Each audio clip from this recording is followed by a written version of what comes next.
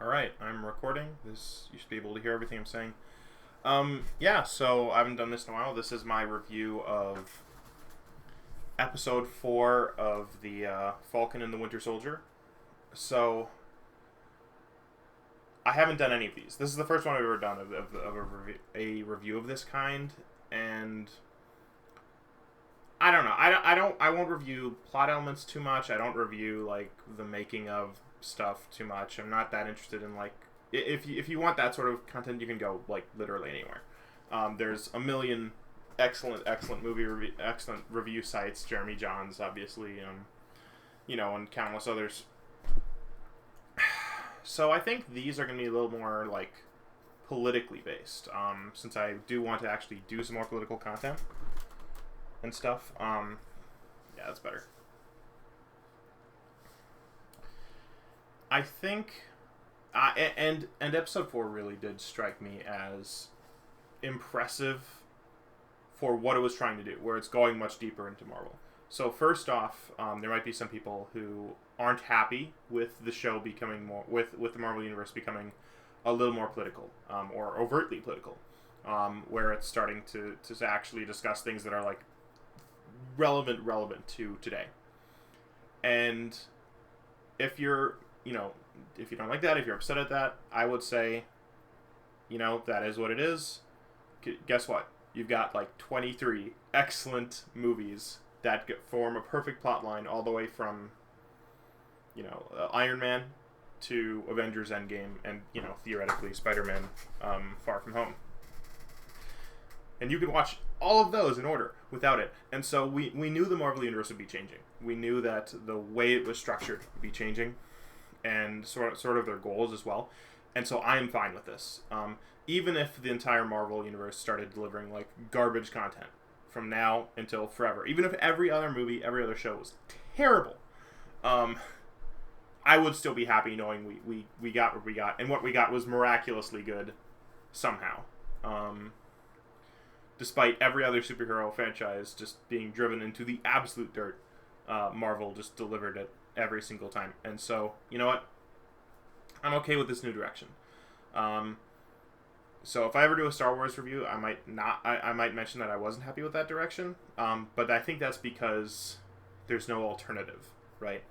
This is why I don't hate Logan, right? Why do I not hate Logan? Well, it's because we have, or why do I let? The reason I don't like Logan is because it ended the characters in ways that I thought weren't, like, good for what the X-Men was and what the movies were. There was not a lot of continuity there, and why I would have loved Logan much more as an independent Western. So I like for characters to have continuous storylines. I like for them to sort of stay in character. And by the way, there's nothing that's not that from Falcon and Winter Soldier yet. I'm just sort of preceding this by saying, if they want to start taking some more risks in terms of what they do, what the kind of content they're making, fine. I'm good with that. So speaking specifically of this episode, so Falcon and the Winter Soldier sort of been building up as focusing on the effects of the blip and of the world that had been essentially depopulated, right? Where instantly, and there's something that was mentioned in this film, in this episode, I should say, where instantly after the blip happens, 50% of people disappear, and suddenly every country's, like, scrambling to get people to fill all of these empty slots in its economies and its groups, trying to make sure that the loss of the people is as minimal as possible, but they can still keep running. And then on the other hand, 5 years later, everyone comes back and they're like, I want to go back to my house. I want to go back to my job, or at least something on the same level of my job. And that's completely understandable. Of course, if I disappeared for 5 years, magically, and then after 5 years I magically came back, I would want to be doing the same thing I'm doing now, right? I wouldn't want to come back and say, hey, someone took my computer, and because you weren't using it, and it's just theirs now. Like, no, I would be very unhappy to hear that.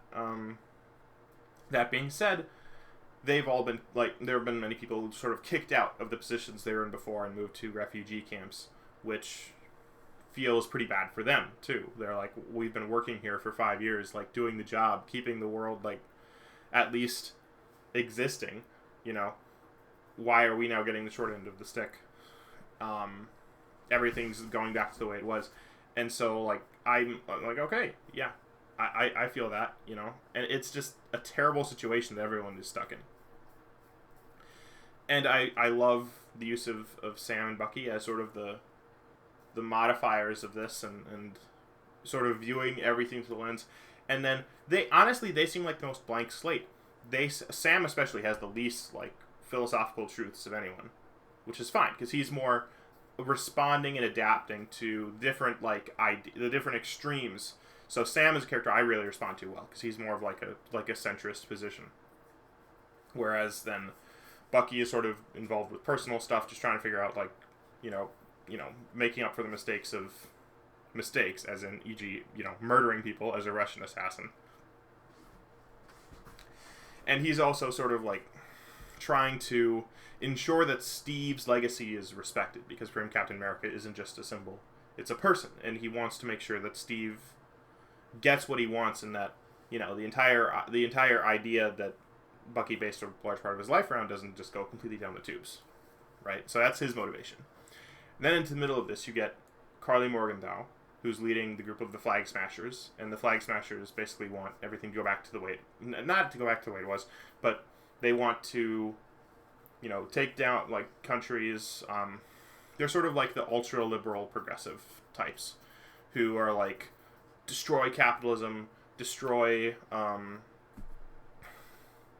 destroy the man, the government, the societies. Maybe not. You can't exactly compare them. None of the characters really compare specifically to, like, individual political views. I think it's safe to say that the Flag Smashers are on the left somewhere, but there's no political group that they would identify with. Like, you can't really compare them to Antifa, because the Flag Smashers seem to not want any government control, or at least minimal government control, which makes them sort of like anarcho-libertarians. It's really weird to, like, place them. I would say they're more like, I don't know. The Flag Smashers are more like libertarian, like, if you go to the farther out to the left, you get the, communism. If you go farther out to the right, you get, eventually, the farthest existence of the right now is libertarianism. And then in the circle where they meet is, like, this, whatever that is. And then she's just trying to, goals are a little bit unstated, help out the refugees, but also, like, build a movement. She's, like, in the initial stages of growing a resistance movement, so the goals are very ill-defined, which probably works for her benefit at this point. And then on the right, you have the Global Repatriation Council being led by this new Captain America, John Walker, and their goal is sort of like restore order, right? So in that sense, they both form, like, Carly Morgenthau is like, I want less control, more chaos, not as in a bad thing, but more chaos as in more individuals, like, sort of anarchy having control. And then Walker, Captain America, is like, no, we want everything to be stable and orderly, and yeah, if some people, get left out of that, well, it's better for the entire world in the long run just to have things, like, go back to normal, so we're not risking, like, disaster. And both of them sort of are representing the extremes of positions, and are quickly like, discover that, like, these principles are really hard to hold on to because of how extreme they are, where Carly's principles lead her to commit acts of terrorism, like killing people, murdering John Walker's friend, Lomar, also known as Battlestar, which, by the way, technically, there's nothing less immoral. There's nothing more... The big shock reveal, spoiler alert, the big shock reveal of the end is when Captain America, as in John Walker, kills... I don't remember his name, but one of the Flag Smashers, and, like, a friend of Carly Morgenthau. And that's the big, horrific reveal. But there's nothing that's more immoral about that action than Carly killing his friend. Well, okay, so maybe there is. Because he seems to have been... His was, like, probably is, like, a rage intentional, where Carly was, like, I think just a matter of not really understanding her own strength as a super soldier. Where, yeah, I don't think she meant to kill him, whereas John Walker definitely meant to kill the Flag Smasher character. But it's interesting to show how both of their like sort of extreme philosophies are leading them to commit like horrific acts. Or at least Carly's philosophy is sort of leading her to commit horrific acts, whereas Walker's philosophy didn't lead him to kill the Flag Smasher, because that was an act of personal revenge and rage. His sort of immoral act is taking the serum, because that's considered. Like, that's something he took some time to think about, and eventually decided to do it, that he needed the power. So it's such an interesting dichotomy, and all the characters are so nuanced. And that's the other big thing I wanted to mention, is that the characters are all so nuanced. Oh, and I'm sorry, before I move on to the nuance, I'll discuss the final character, who's sort of like the fly on the wall, Zemo, who just is by far the coolest character in this entire show. The show shouldn't be called Falcon the Winter Soldier. It should be called, like, Zemo and Pals, or, you know, Zemo goes on a road trip, or something, or Baron Zemo goes on a road trip, or something like that. But Zemo is the most interesting, because he's, like, maybe the most fanatic out of any of them, where his ideology and philosophy is just way simpler and makes way more sense, because he's actually like expounded on it. He's clearly thought it through. Zemo has the best thought through philosophy of anyone in this film, of anyone in this show, right? Where Carly's philosophy is like, there's obvious contradictions, which Sam points out in his really awesome conversation with her. And then, of course, for Walker, there's, you know, the end of the show is, you know, the bloody shield of Captain America. That in itself should show you the contradictions there. You know, it's not a very, like, order-like situation. But for Zemo, he's clearly thought through his ideas. His, like, super soldier serum is bad, because it puts, like, people above each other.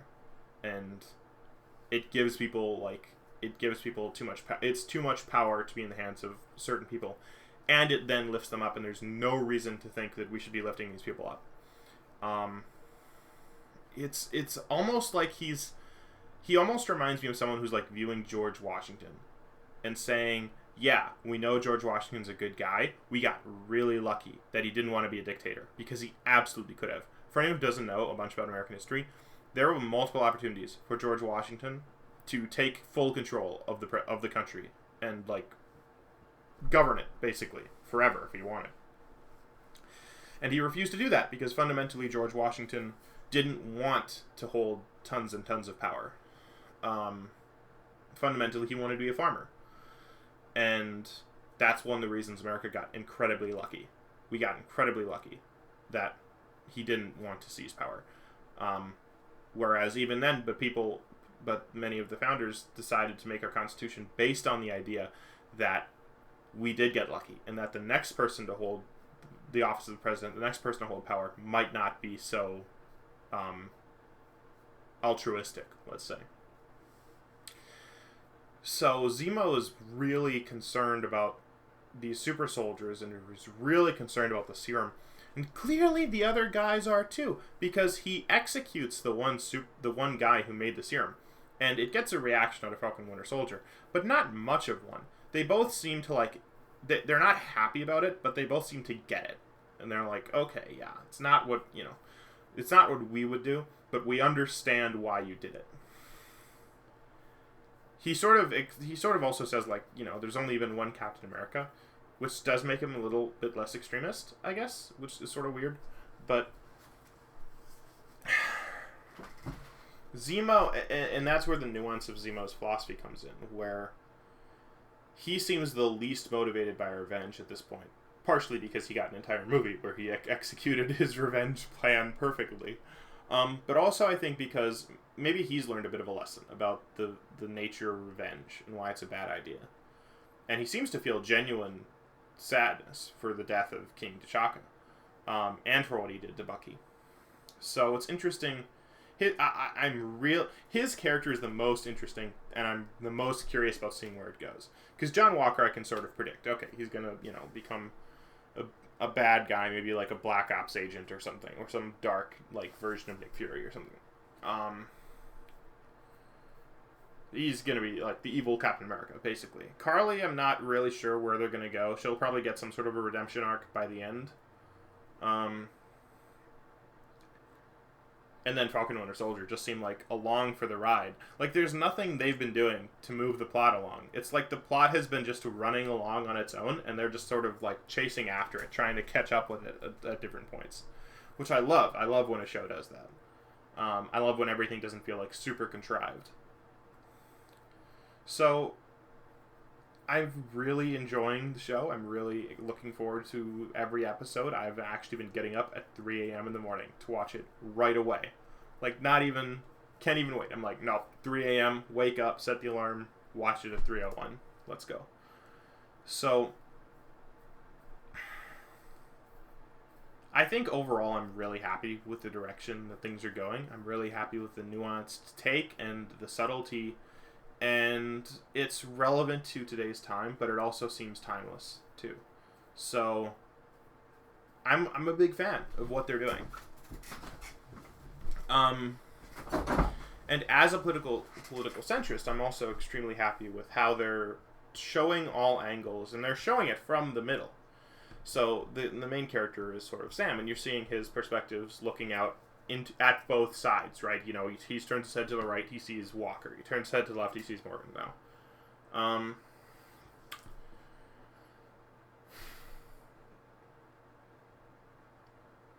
It's an interesting show, and there's tons and tons of different elements like going on at the same time. So, you know, I'm really not sure where they're gonna take it. But yeah, I'm hyped for next week's episode. I'm trying to think if there's anything I've missed. The reactions to the death of Lamar is going to be not death of Lamar, but death of the Flag Smasher, and I think that is going to have some amazing nuance to it too. Because if my guess would be that the world is going to react with horror at Captain America, and they're going to forget that Lamar even died. Like, there's going to be no attention to that whatsoever on the Flag Smashers, and that's just going to rub Walker the wrong way. And that's the thing. And this is the best thing, is that even watching the Captain America symbol like get basically defiled in that way of being used to murder someone in cold blood, like the shield that we all know and love. At the same time, it's not like a surprising act, and it's not that it's not like you don't understand why it happened, right? This is the difference, and this is, I think, the biggest difference that I realized watching that, and how horrified I was at it, and wondering why I was, and I thought about it long and hard. Why am I horrified? And it's not because the guy was killed in cold blood, right? Why was I more horrified at that than I was when Falcon blew up a helicopter full of random guys, right? Okay, let's rephrase it, because people die in Marvel all the time. But it's more like, why was I more horrified at that than when Thor chopped off Thanos' head? Because that's a murder in cold blood, you could argue. Or especially, and I think this is the closest comparison possible, when Iron Man attacked Bucky at the end of Civil War, which was, I think, the most tension-filled fight in the entire MCU, still. Where Tony was trying to kill him. And after that, people were like, I understand, you know. There was no one expressing horror at Tony's actions. There's no one saying, man, I don't like Tony Stark anymore. I don't like Iron Man. That's never something that came up, even though Tony was definitely trying to kill him in cold blood. For nothing else than an act of revenge. And even there, you can even say that Walker was more justified because it had just happened, seconds ago. So you could say that Walker's mind was, in a completely, was completely gone, and you could almost say that he legally you might be able to get away with like temporary insanity. It doesn't hurt that he had like a mind altering drug basically running through his system.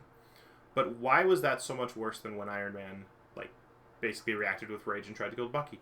And the reason is because if Tony Stark flips out and goes crazy, you're like, that's bad. I wish Tony Stark didn't do that.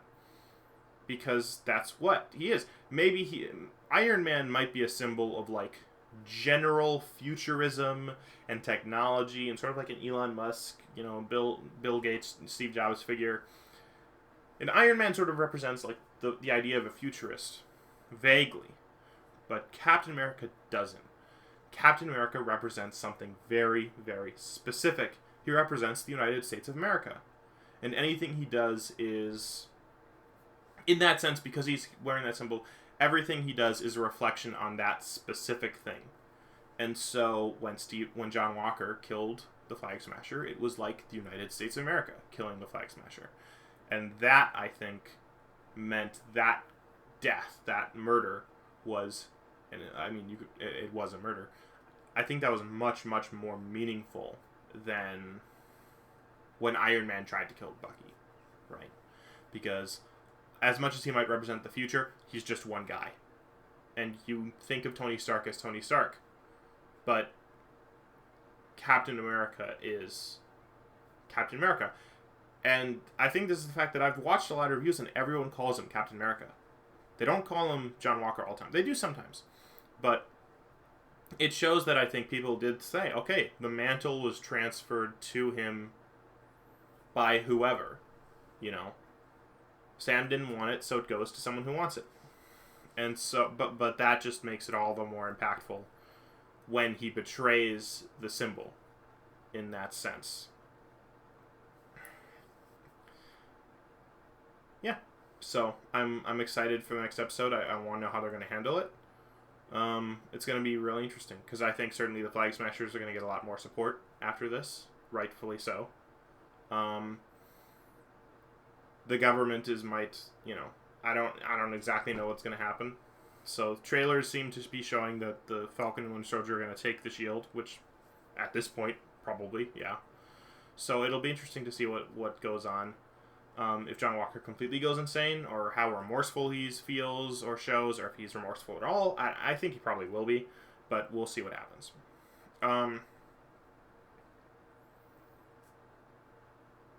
There's one other thing that I wanted to... Oh, yeah. This episode, I think, reinforces what an amazing person Steve was. Right? Not only that, Baron Zemo basically even acknowledged that, oh, yeah, Steve was great. Love Steve Rogers. He was the man. But the way Carly killed Lamar Battlestar by accident, I think, shows that Steve was a super soldier, and he had the same serum running through his veins. And for every fight he ever had, every punch he threw, every kick, every shield throw, everything, he was always measuring his attacks. Every single punch was pulled. Every single kick was pulled. He was always careful not to kill a regular person in the situation where it could be avoided. Which, I mean, just goes even more blows me away, the amount of care that he took to make sure that happened. Because there's tons of fights I'm sure you can look back on where he's fighting regular guys and you're like, clearly he could kick him through a wall and break a concrete pillar, but he shouldn't. But he's not doing that intentionally. So, just a really, interesting little factoid about the super soldier serum, and I'm excited to see where the show goes. Anyway, that's that. I'll keep doing these occasionally when I feel like it. And then I'll start doing some other political videos. I'll try to do one video a day. I think that's a good sort of measure, especially since I don't have tons of other things to do at the moment. So, yep, that's that.